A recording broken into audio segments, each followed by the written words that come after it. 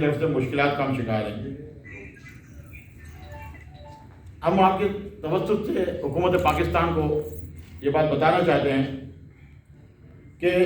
پاکستان میں امپورٹ اگر لکڑی کی رک جاتی ہے، درآمد رک جاتی ہے، تو اس سے لکڑی کے معاملات میں شدید بحران آئے گا۔ اقوام متحدہ کے ادارے فارسٹ اینڈ ایگریکلچر آرگنائزیشن کے 2015 کے سروے کے مطابق پاکستان کے پاس صرف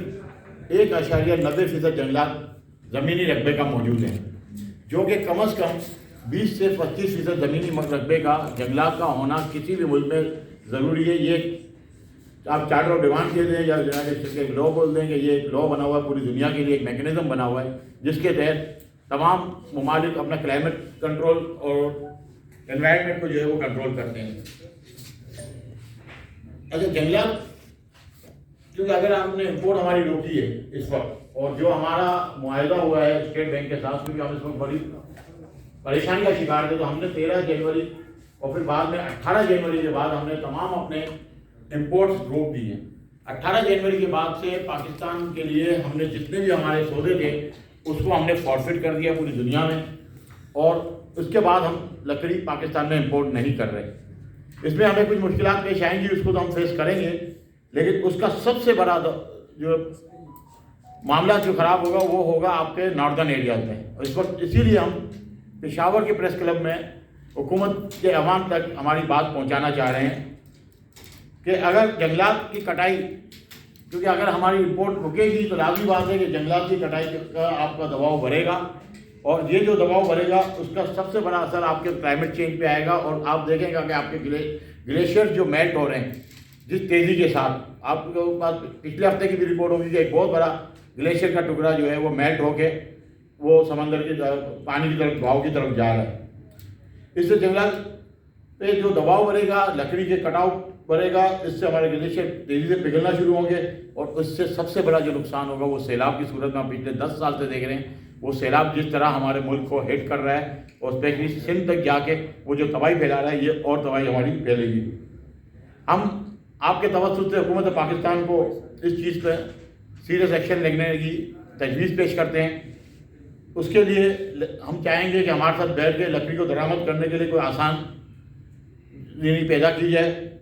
اور آئندہ کے لیے لکڑی درآمد کرنے کے لیے کوئی لائحہ عمل پیش کیا جائے۔ لکڑی ایک بنیادی ضرورت ہے جو کہ خام مال کی ضرورت ہے، بہت سی صنعتوں کو چلاتی ہے، لاکھوں مزدوروں کا روزگار ہے، اور جو لکڑی کی اگر درآمد کو روکا جائے گا تو لازمی بات ہے کہ لوکل لکڑی کے اوپر اس کا دباؤ آئے گا۔ لکڑی جو ہے ہمارے جتنے بھی حکومت کے بھی جو پروجیکٹس ہیں جس میں ڈیمز، بریجز اور دوسری کنسٹرکشنز ہیں، اس میں لکڑی کا بہت زیادہ استعمال ہے، اور لکڑی جو ہے فرنیچر کے لیے سازی میں بھی استعمال ہوتی ہے۔ ہمارے گھروں میں شادیوں کے لیے، ہمارے گھروں میں ہر جگہ آپ کو لکڑی کی ضرورت ہے۔ ساتھ ساتھ میں یہ بتاتا چلوں، اس وقت $170 ملین کی، جو کہ آسان الفاظ میں 17 کروڑ ڈالر کی لکڑی پورے سال میں ہم امپورٹ کرتے ہیں، جو درآمد کرتے ہیں۔ ساتھ ساتھ پچھلے چند سالوں میں ہماری اور آل پاکستان فرنیچر مینوفیکچر ایسوسیشن کی محنت سے اس سال ہم نے $54 ملین کا صرف فرنیچر ایکسپورٹ کیا ہے۔ اس کے علاوہ جو ہمارا MDF board, lamination board, phone board, یہ جو ہم ایکسپورٹ کرتے ہیں، وہ اس کے علاوہ جو کہ ہمارے پاس اس کا فگر اس وقت موجود نہیں ہے، لیکن میں ایک احتیاط اگر میں آپ کو اس کا فگر دوں تو وہ تقریباً 25 سے $30 ملین کا ہم وہ بھی ایکسپورٹ کرتے ہیں۔ اس کا مطلب یہ ہوا کہ جتنی ہم لکڑی امپورٹ کر رہے ہیں اس کی آدھا ایکسپورٹ سے آپ کا ریونیو بھی واپس جنریٹ ہو جاتا ہے۔ ہم نے 12 دفعہ فیڈرل گورنمنٹ اور خصوصاً سندھ گورنمنٹ کو ہم نے 12 دفعہ تجاویز دی ہے کہ ہمیں اس میں فیسیلیٹیٹ کیا جائے کہ ایک ایریا ٹمبر زون کا بنایا جائے، جس میں کم از کم زمین ہمیں 400 ایکڑ زمین دی جائے، جس کی ہم قیمت ادا کرنے کو تیار ہیں۔ اور ہم چاہ رہے ہیں کہ پاکستان سے لکڑی ہم جو امپورٹ کرتے ہیں ہم ری ایکسپورٹ پہ بھی جائیں۔ اگر ہم ری ایکسپورٹ کی طرف چلے گئے تو آپ کا جتنا بھی زر مبادلہ ہے، ہمیں امید ہے کہ ہم اگلے 2 سے 3 سال میں 100% آپ کو زر مبادلہ ری ایکسپورٹ کی مد میں ریکور کروا سکتے ہیں۔ شرجیل صاحب، بہت شکریہ۔ سب سے پہلے تو آپ کو ویلکم بھی کرتے ہیں، آپ بڑی دور سے تشریف لائے کراچی سے، اور آپ کے ساتھ اور ساتھی بھی ہیں۔ ایک تو ایمانداری کی بات بتاؤں تو میں نے پہلی مرتبہ ٹمبر ٹریڈرز کا نام سنا ہے، مطلب اس سے پہلے ہم نے آج تک صرف ٹمبر مافیا کا نام سنا تھا، ٹھیک ہے. تو وہ ٹمبر مافیا تو ظاہر سی بات ہے کہ وہ جو لکڑی کا حاصل کرتے ہیں اور جو ہمارے جنگلات کا انہوں نے حاصل کیا ہوا ہے، تو ہم نے تو پہلی مرتبہ ٹمبر مرچنٹ ایسوسیشن کا بھی سنا ہے کہ اچھا ایسی بھی کوئی ایسوسیشن ہوتی ہے. بہرحال یہ فرمائیں کہ مشکلات کیا کیا ہے آپ کو امپورٹ کرنے میں، کن کن مسائل کا سامنا ہے اور حکومت کن کن جگہوں پر آپ کو سپورٹ نہیں کر رہی ہے؟ دیکھیں آپ بیٹھے ناردرن ایریاز میں تو مافیا کو ہم سے زیادہ آپ سمجھتے ہیں. ہم پچھلے 10 سال سے حکومت کے ایوانوں میں ٹمبر ٹریڈرز کی جنگ لڑتے رہے اور یہ مافیا کا سامنا ہمیں ہر دفعہ ہوا ہے. جب ہم فائنانس کی اسٹینڈنگ کمیٹی سینٹ اور نیشنل اسمبلی کی جب سامنے بیٹھتے ہیں تو یہی مافیا کوشش یہ کرتے ہیں کہ لکڑی باہر سے امپورٹ نہیں ہو، اور امپورٹ کرنے کے لیے ہماری ٹمبر ٹریڈرز نے حکومت کے ساتھ مل کے یہ کام کیا. ہم نے کم سے کم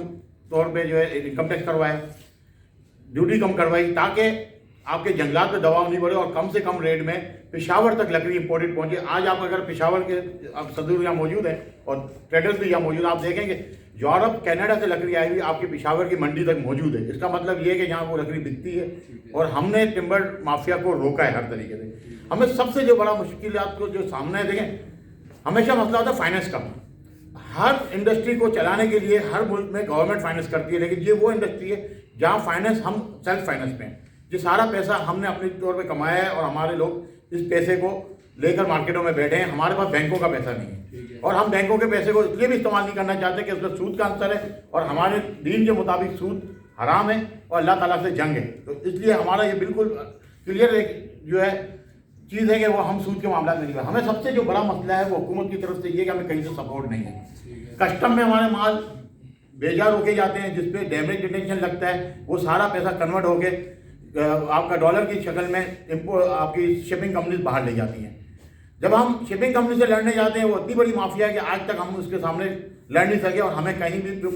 پورٹ اینڈ شپنگ کے بھی منسٹر کے خلاف آپ نے دیکھا ہم نے باقاعدہ احتجاج کیا. اور آج ایک ہفتہ ہو گیا پورٹ اینڈ شپنگ کے منسٹر نے جو ایک پریس کانفرنس کی ہے میڈیا کے سامنے کہ ہم نوٹیفیکیشن نکال رہے ہیں کہ جو ٹیمریج اور ڈیٹینشن ہے اس کو زیرو کیا جائے گا. آج تک وہ نوٹیفیکیشن نہیں آیا.